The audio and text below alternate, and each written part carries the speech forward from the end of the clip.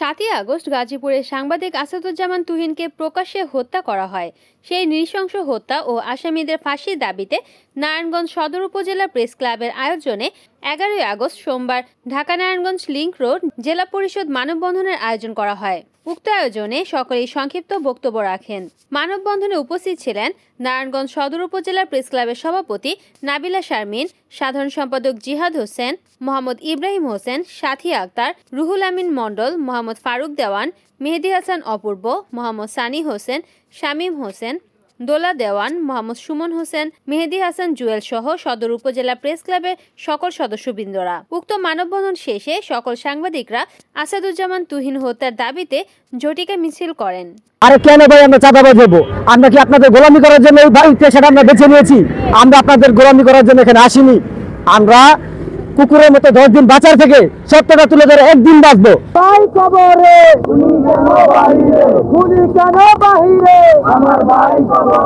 যে জায়গায় থানার মধ্যে আসামি ঢুকে মাথা নিচু করে রাখবে সেখানে বলে যে নাটক, অভিনয়, সিনেমা, এবং কি পিজার ভ্যানের ভিতরে বসে মাদক সেবন করে। ছি প্রশাসন, ছি!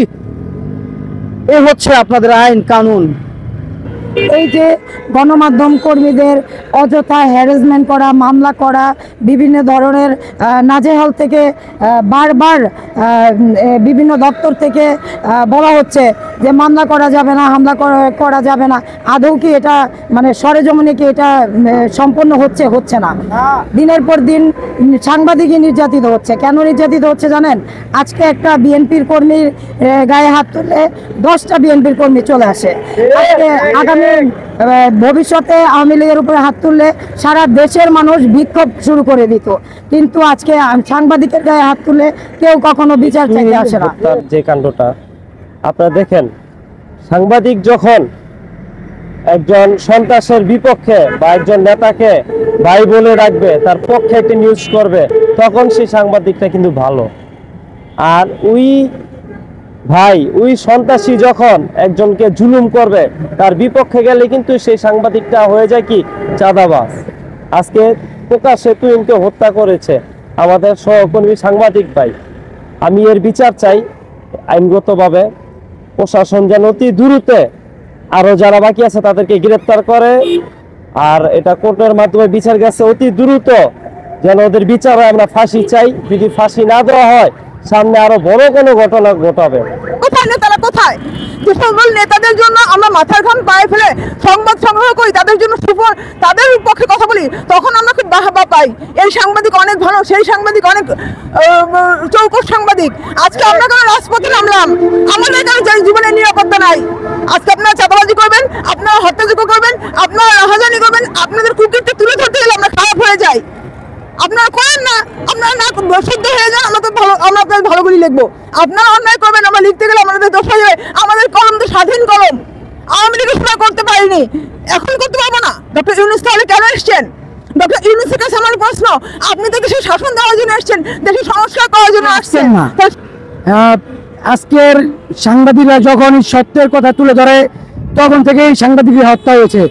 এখন তো সাগরণী বিচার আমরা সুস্থভাবে পেলাম না, এবং মূল যারা আসামি তাদেরও এখন কিন্তু ধরা হলো না। তো এখন সন্ত্রাসীরা কেন সাংবাদিকদের হত্যা করতে সাহস পায়? কারণ জানে বিএনপিকে মারলে আওয়ামী লীগকে মারলে বিএনপি মারে, বিএনপিকে মারলে আওয়ামী লীগ মারে। কিন্তু সাংবাদিকরা তারাই একমাত্র ব্যক্তি যারা মার খেতে পারে কিন্তু মার দিতে পারে না। মানুষ সহনশীল, সাংবাদিককে মারার জন্য আরো সহজ। যে একটা পক্ষকে মারলে আরেকটা পক্ষ থাকে। সানি ভাই বললো যে একটা পক্ষ মারলে একটা পক্ষ থাকে, কিন্তু সাংবাদিককে মারলে কেউ থাকে না।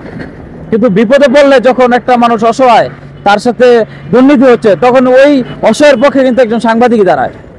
সংবাদকর্মী কিছু সহকর্মী ভাই বোনেরা এটা নিউজ করেছে এবং কিছু সহকর্মী ভাই বোনেরা নিউজটা করতে চায়নি। কি কারণে? কারণ হচ্ছে অপরাধীর হাত অনেক লম্বা। অপরাধীকে ভয় পেয়ে যতদিন সংবাদকর্মীরা নিউজ করা থেকে বিরত থাকবে, ততদিন অপরাধীরা এই দেশে রাজত্ব করে যাবে। যেদিন থেকে অপরাধীদের বিরুদ্ধে প্রত্যেকটা সংবাদকর্মী ভাই বোন সত্যটা লিখবে, সত্যটা তুলে ধরবে, সেদিন থেকে এই বাংলাদেশের মাটিতে আর কখনো অপরাধীরা বসবাস করতে পারবে না। তুহিন ভাইকে যারা হত্যা করেছে, পুলিশের কাভার ভ্যান দিয়ে যখন তাদেরকে আদালতে নেওয়া হয়, তখন তারা নাকি মাদকদ্রব্য সেবন করছে। এই সাহসটা তারা কোথায় পেল? আমার প্রশ্ন প্রশাসনের কাছে। আমি চাই তাদের দ্রুত আইনের আওতায় আনা হোক, যারা এখনো গ্রেপ্তার হয়নি তাদেরকে দ্রুত গ্রেপ্তার করা হোক এবং তাদের অবিলম্বে ফাঁসি দেওয়া হোক। না ভাই, কারণ আগেও সাংবাদিক হত্যা হয়েছে, ওই সাংবাদিক হত্যার আমরা বিচার কিন্তু পাই নাই। এবারকেও তুহিন হত্যার বিচারও আমরা সঠিকভাবে পাবো না। এই সাংবাদিক মেরে লাইছে। আগে দেখতাম যে বিএনপির নেতাকে ধরে লয়ে যেত, নেতারা দাঁড়াইতে পারতো না, পুলিশ যেমন বাইরে হইতো। আর এখন দাঁড়ায় আবার মনে করেন সাংবাদিকের সামনে সাংবাদিকরে মাইরা লইব, খাইয়া লইব, বাইরে হলে দেখা লইব, এমন হুমকি টামকি দিতেছে। এটা আবার কেরায় তুহিন হত্যার আসামিরা, যে হত্যার আসামি তারাই আবার মনে করেন হুমকি টামকি দিতেছে যে আমরা বাইরে লই, ঠিক আছে। তারপরে মনে করেন আরো দেখলাম, সকালবেলা দেখলাম যে আরো 5 জন সাংবাদিকরে, ফেনীতে আরো 5 জন সাংবাদিকরে হুমকি দেওয়া হয়েছে। গাজীপুরে যেভাবে হত্যা করা হয়েছে ঠিক একইভাবে হত্যা করা হইব। তো এমন সাংবাদিক মনে করেন আপনারা মারবেনই, কয়জন মারবেন?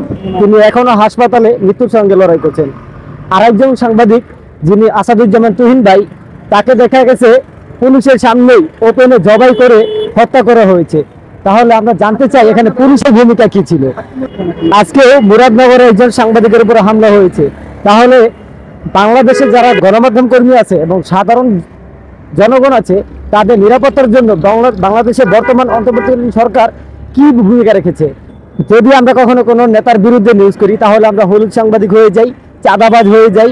আরে কেন ভাই আমরা চাঁদাবাজ হবো? আমরা কি আপনাদের গোলামি করার জন্য এই পেশাটা আমরা বেছে নিয়েছি? আমরা আপনাদের গোলামি করার জন্য এখানে আসিনি। আমরা কুকুরের মতো 10 দিন বাঁচার থেকে সত্যটা তুলে ধরে একদিন বাঁচবো এখানে দাঁড়িয়েছি।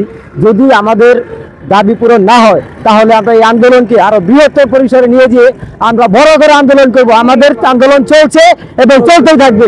ধন্যবাদ। রিপোর্ট করেছেন সুমন ইসলাম, NN টিভি, নারায়ণগঞ্জ।